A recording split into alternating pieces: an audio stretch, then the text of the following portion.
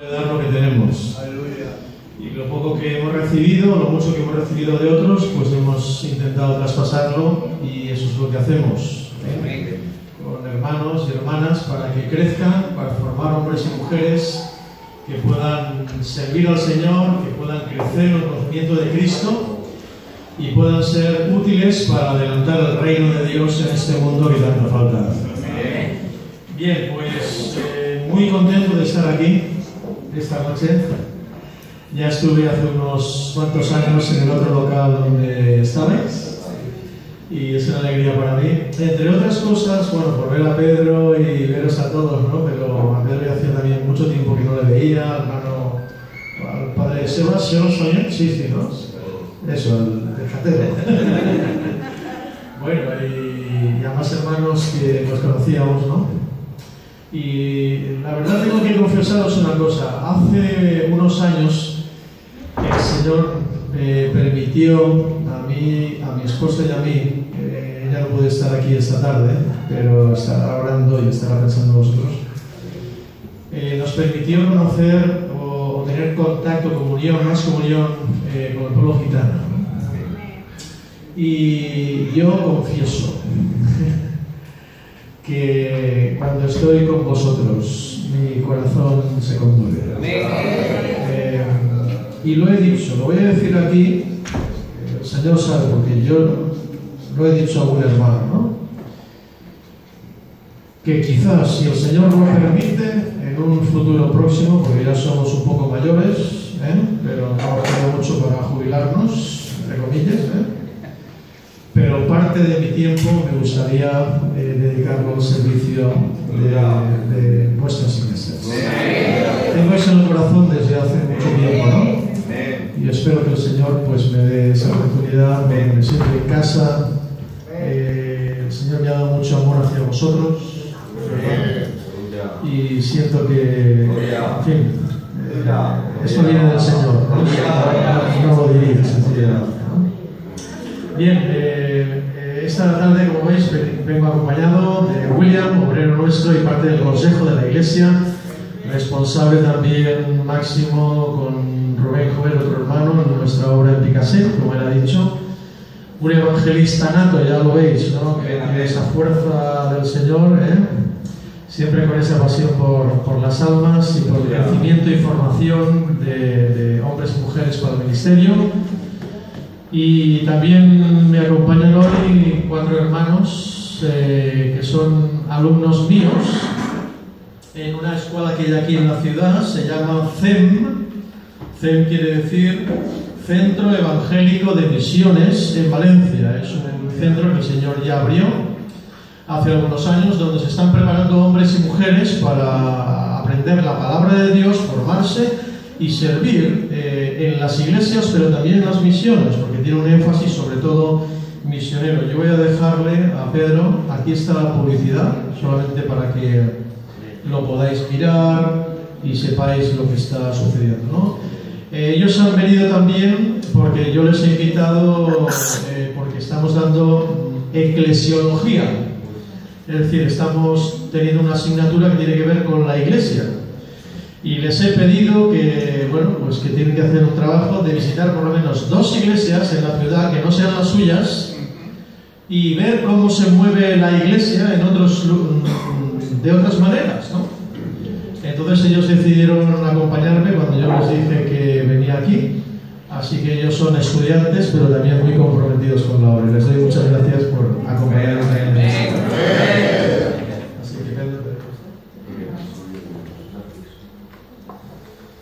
Muy bien, pues como digo, quiero agradecer el privilegio de estar con vosotros este día y poder compartir la palabra del Señor y por supuesto trasladaros el saludo de nuestra iglesia. Y estamos en el Alcalde Albors, hace más o menos unos 8 años, William, sí, que el Señor nos permitió abrir otro local también, más grande, con más posibilidades, y ahí estamos sirviendo al Señor, intentando crecer y adelantar el reino de Dios. Así que recibí mucho cariño de los hermanos. Bien, vamos a hacer una lectura en la palabra de Dios, en la primera carta de Pedro, en el capítulo 5, y versículos 1 al 4. Cuando Pedro me invitó, me dijo, habla de lo que el Señor ponga en tu corazón. Así que yo he estado orando todos estos días y mirando, y eso es lo que me ha dado el Señor. Así que yo entiendo que por alguna razón ese es el mensaje que Dios tiene para vosotros en este día. Primera de Pedro, capítulo 5, versos 1 al 4, dice así: ruego a los ancianos que están entre vosotros, yo, anciano también con ellos, y testigo de los padecimientos de Cristo, que soy también participante de la gloria que será revelada.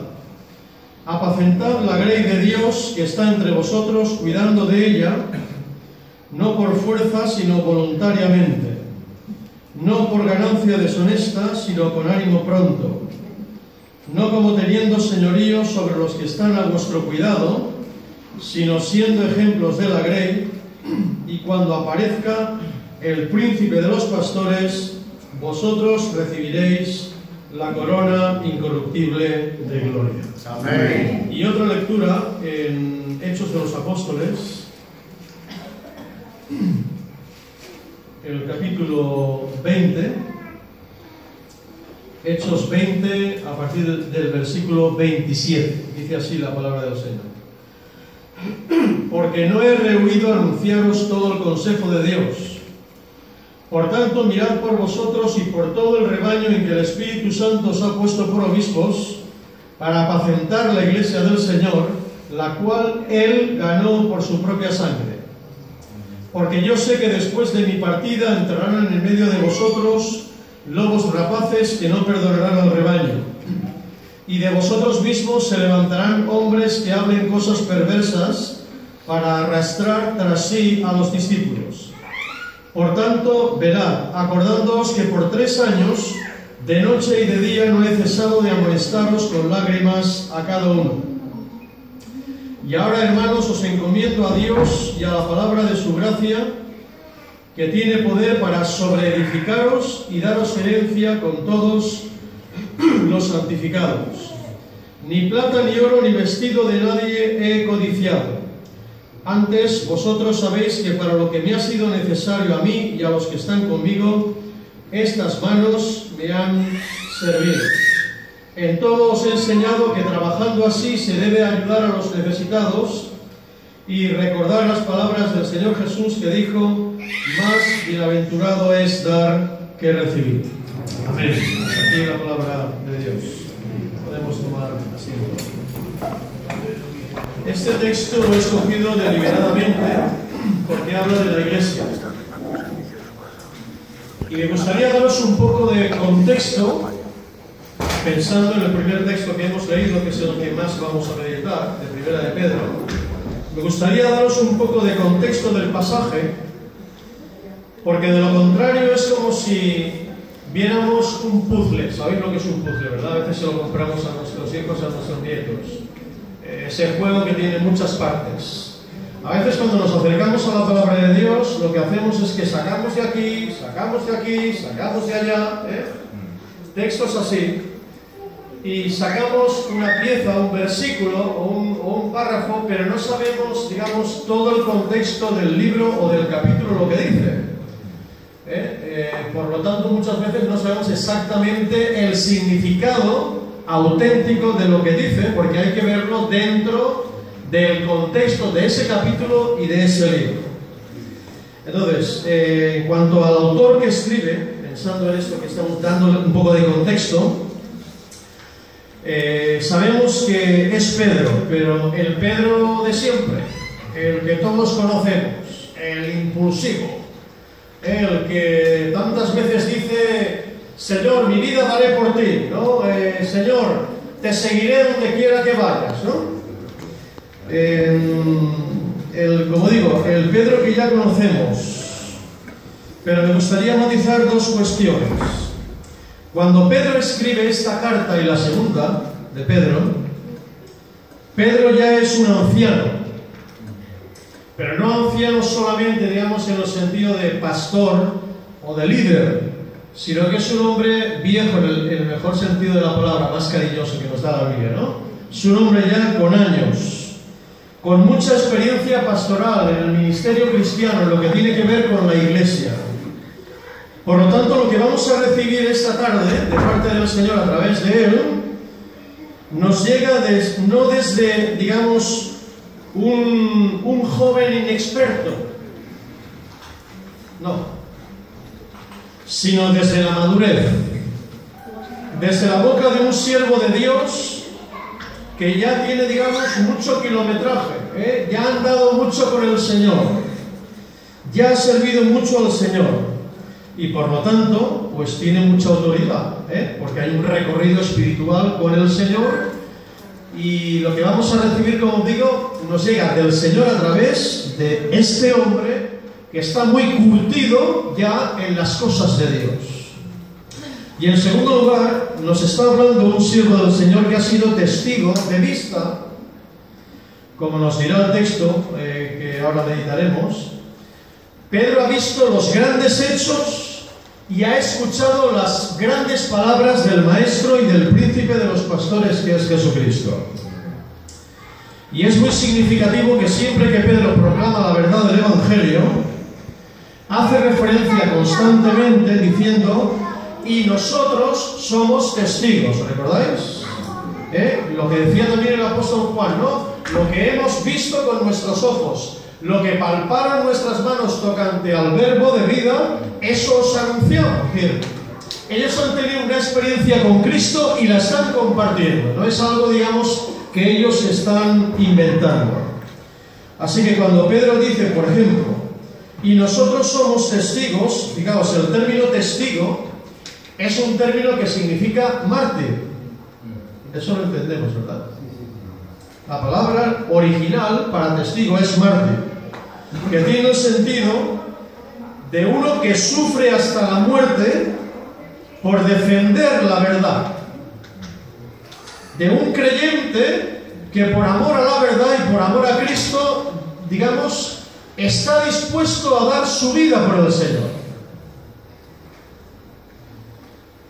Y igualmente Juan dice: lo que palparon nuestras manos, dice, eso os anunciamos. Así que está hablando de experiencia real, de cosas que han visto, que han palpado. No es algo, como digo, extraño que nos quiere enseñar el apóstol Pedro. Bien, pues gracias. Lo que vamos a meditar en este capítulo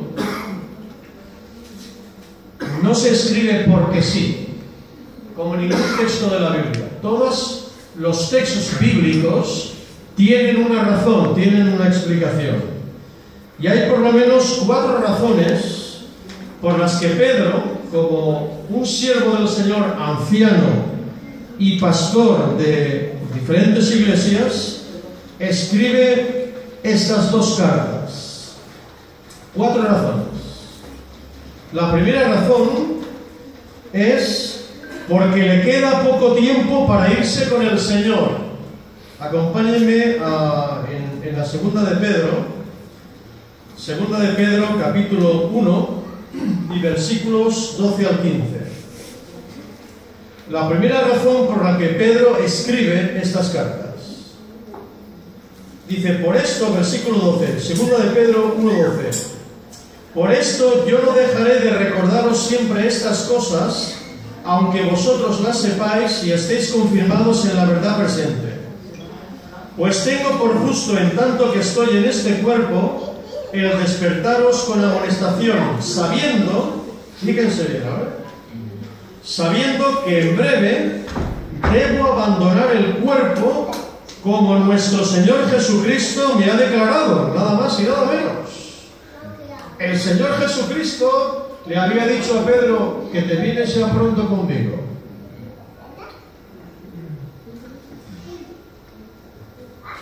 También el Señor Jesucristo, si recordáis, en el Evangelio de Juan le dice a Pedro: si yo quiero que este quede, que tú vengas conmigo, que a ti, ¿no? En el capítulo 21, cuando está resucitado.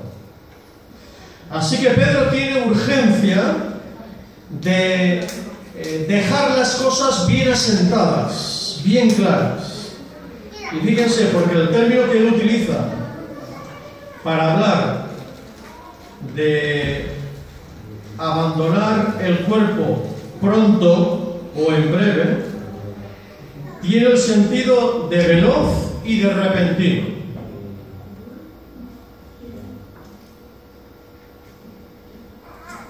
Y no deja de ser interesante e importante cómo califica la muerte, ¿no? Él dice en el versículo 14, sabiendo que en breve debo abandonar el cuerpo, pero la palabra ahí es tabernáculo. Tabernáculo. Tabernáculo. Y es que nuestro cuerpo solamente es un tabernáculo. Es una estructura terrenal, una tienda, una morada temporal para viajeros. Es la estructura en la que moramos durante nuestra peregrinación en la tierra. Es algo así como que en la muerte la tienda es desmontada. La tienda es desmontada. Ese tabernáculo desaparece físicamente, pero nos vamos, como dice el apóstol Pablo, ¿no? Dice, nos vamos con Cristo, lo cual que es muchísimo mejor. Filipenses 1:21. Y es muy interesante también que cuando dice aquí Pedro, en el versículo 15, también yo procuraré con diligencia que después de mi partida, esa palabra ahí, partida, es la palabra éxodo. Nos suena la palabra éxodo, ¿verdad? Éxodo significa salida. Cuando el pueblo de Israel estaba en Egipto, esclavos, y Dios les sacó, eso fue un éxodo, les sacó de la esclavitud para llevarlos a la liberación y a la tierra prometida. Pues bien, hermanos, esa misma palabra, partida, es exactamente la misma que encontramos en el Evangelio de Lucas, en el capítulo 9. Acompáñenme a ese texto. Lucas capítulo 9 y versículos 29 al 31. ¿Recuerdan ustedes el momento de la transfiguración? Cuando Jesús se está transfigurando delante de sus discípulos, y ahí ¿quién aparece? ¿Qué dos personajes aparecen? Moisés y Elías. Y hay un diálogo allí con el Señor Jesucristo. Los tres están hablando. Vamos a ver de qué hablaron, porque lo dice aquí. Dice en el versículo 28 de Lucas 9. Aconteció como 8 días después de estas palabras, que tomó a Pedro, a Juan y a Jacobo y subió al monte a orar. Y entre tanto que oraba, la apariencia de su rostro se hizo otra, y su vestido blanco y resplandeciente. Y aquí dos varones que hablaban con él, los cuales eran Moisés y Elías, quienes aparecieron rodeados de gloria y hablaban de su partida que iba Jesús a cumplir en Jerusalén. Entonces, en esa transfiguración, la conversación tuvo que ver con la muerte de Jesús. ¿Me sigue?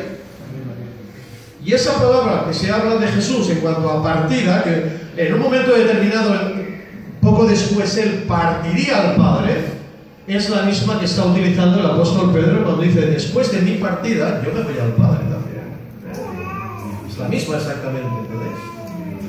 Entonces eso nos arroja luz, ¿no?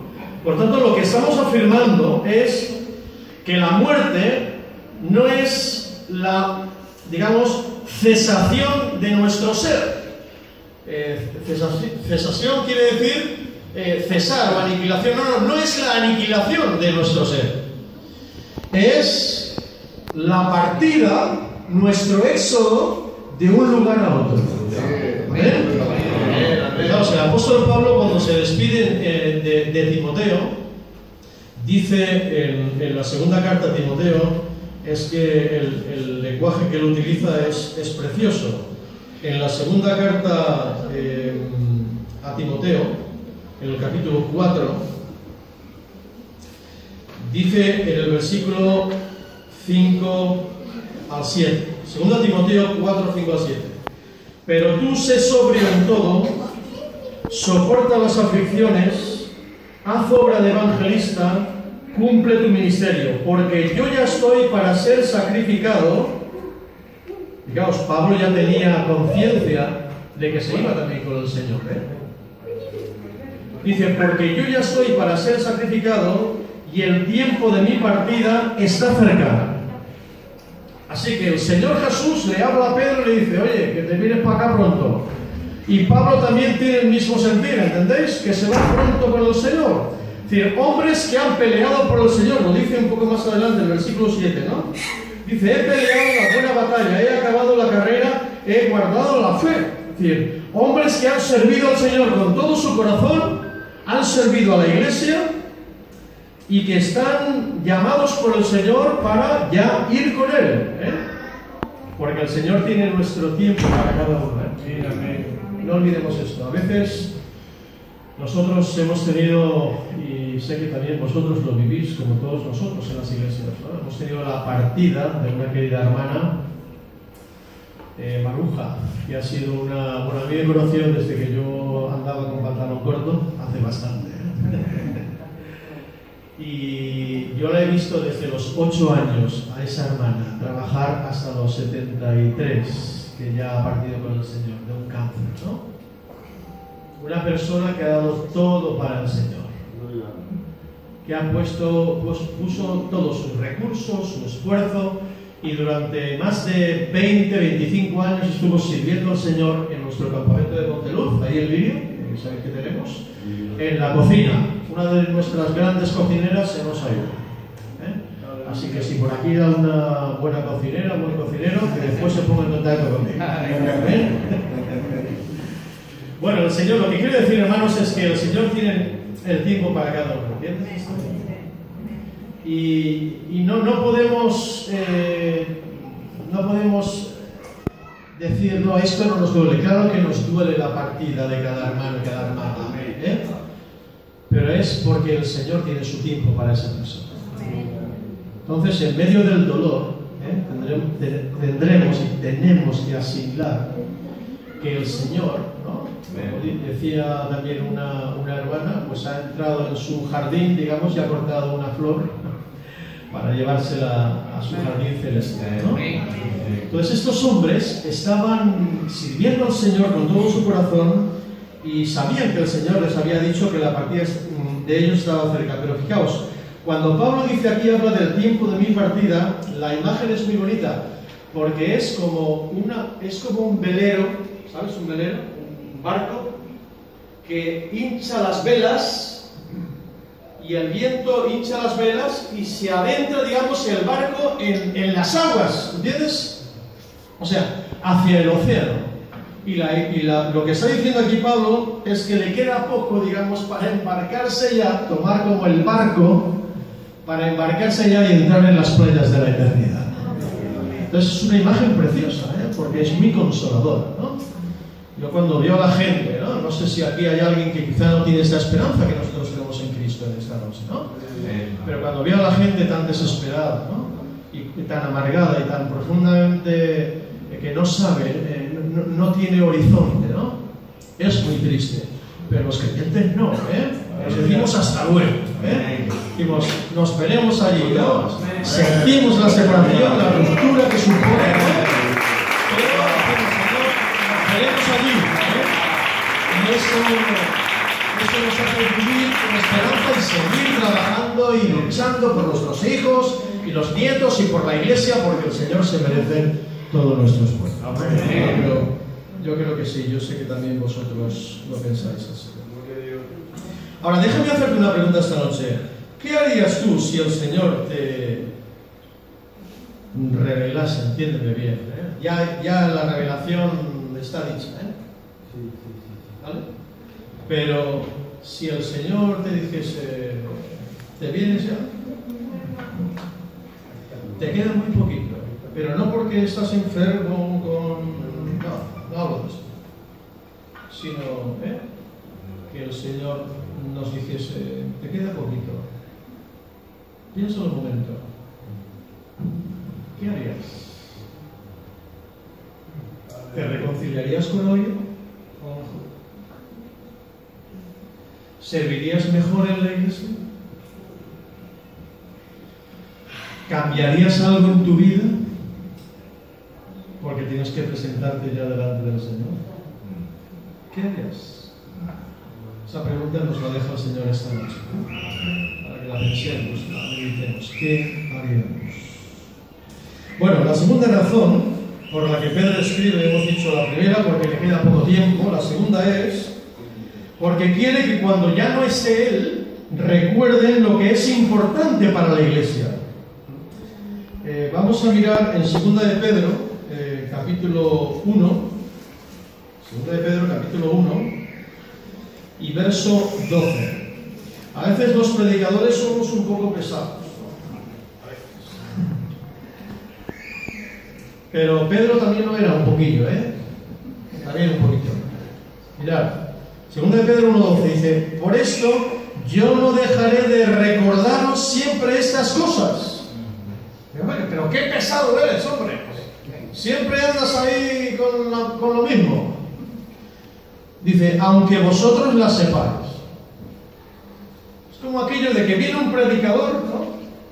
Y está compartiendo la palabra y a lo mejor decimos, ah, sí, yo eso ya no lo sé.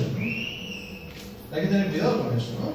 Porque a veces eso cierra nuestros oídos y nuestro corazón a recibir lo que Dios quiere. O a lo mejor lo que necesito recordar y enraizar bien fuerte, porque voy a ser probado a lo mejor en esa área, ¿no? En la que yo digo, no, yo esto ya lo domino, ¿no? Yo esto ya lo tengo controlado. Pues nada de eso, ¿no? Pedro dice, aunque vosotros sepáis estas cosas, dice, y estéis confirmados en la verdad presente. Es decir, él quiso dejarles memoria y dejarlo por escrito, no solamente, digamos, por la palabra, sino memoria de estas cosas por escrito, ¿no? Y esto es muy importante para una iglesia, no que siempre se predique del mismo texto, no estoy diciendo eso. Hay que hablar de todo el consejo de Dios, pero que se nos olvidan las cosas, es como nuestros hijos, ¿verdad? ¿A que eso sí que lo entendemos? ¿Cuántas veces te tengo que repetir la misma cosa para que me hagas caso? Pues en la vida espiritual pasa eso también, que nos tienen que estar recordando los pastores, los hermanos, los obreros, oye, que aquí te estás yendo, hay que volver otra vez al sitio inicial. La tercera razón por la que Pedro escribe es porque como pastor tiene temores en cuanto al futuro de las ovejas. Temores. Lo cual es propio de pastores que aman la ley de Dios, de obreros que aman la ley de Dios y también de los hermanos que forman la propia ley de Dios, ¿no? Los pseudodoctores, los falsos doctores eran una amenaza para la iglesia y el error doctrinal es una gran amenaza para la iglesia. Y en 2 de Pedro capítulo 3 y versículo 17 dice Pedro, 2 de Pedro 3:17, así que vosotros, oh amados, sabiéndolo de antemano, guardaos, no sea que arrastrados por el error de los inicuos, caigáis de vuestra firmeza. Atención, O sea, el que esté firme, mire que no caiga. Porque a veces pensamos que como llevamos tantos años en el Señor, ¿no? O que estudio todos los días la Biblia, o que vengo a todos los cultos, como que mi firmeza no se puede mover. No, cuidado, O sea, dice aquí, cuidado con los que os quieren arrastrar. Y te digo en el nombre del Señor, si hay algo o alguien que ya te está arrastrando para sacarte de tu firmeza, tienes que tomar una decisión esta noche. A veces estamos con gente, vecinos, amigos de estudios, no sé, incluso gente que dice que es creyente, pero te está sacando del carril, te está apartando de la iglesia, te está apartando de la comunión, del servicio, de prepararte, como decía William, ¿no? Los jóvenes os necesitamos a los jóvenes, para que continuéis con la obra, para que cojáis el testigo, necesitamos que crezcáis en el Señor, ¿no? Y que seáis fuertes y gente bien enraizada en la palabra de Dios. Pero hay gente que os quiere arrastrar, Hay mucha gente. Y miren, esto hay que identificarlo. Hay que identificar lo que nos quiere arrastrar. Y si algo te está arrastrando, córtalo. Córtalo en el nombre del Señor. Córtalo. Porque si no te arrastra, te arrastrará. Y la cuarta razón por la que Pedro escribe es porque las iglesias a las que escribe están sufriendo. Están sufriendo. Pedro escribe a hermanos que están sufriendo. Mira en Primera de Pedro, capítulo 1. Primera de Pedro, capítulo 1, versos 6 y 7. Primera de Pedro 1, 6 y 7. En lo cual, dice Pedro, os alegráis vosotros, aunque ahora por un poco de tiempo, si es necesario, tengáis que ser afligidos en diversas pruebas. ¿Cómo que si es necesario? Claro, nosotros pensamos que las pruebas a veces no son necesarias, pero Dios dice que sí. Porque Dios tiene otra perspectiva de cómo necesita pulirnos. Antes hablaba Pedro de esto. Y a veces Dios tiene que someternos, como dice aquí, a temperaturas muy altas, ¿no? Para sacar el mejor oro, el mejor producto de nosotros, lo mejor que Él ha puesto en nosotros, no de nosotros mismos, porque lo natural de nosotros no vale, pero lo que Él ha puesto quiere que se vea más, quiere que se desarrolle más. Y para eso dice aquí Pedro que aunque os alegráis en el Señor, ese mismo Señor en el que os alegráis os somete a pruebas también. Dice, aunque sea por un poco de tiempo. Claro, a veces las pruebas parece que se alargan, ¿cierto?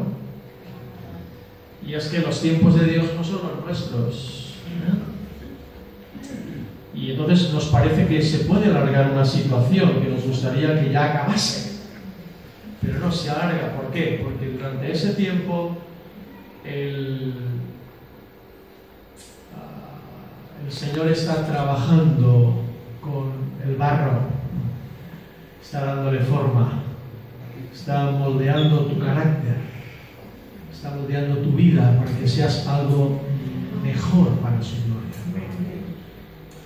Luego dice también en el capítulo 3 de esta primera carta, versículo 3:13, ¿y quién es aquel que os podrá hacer daño si vosotros seguís el bien?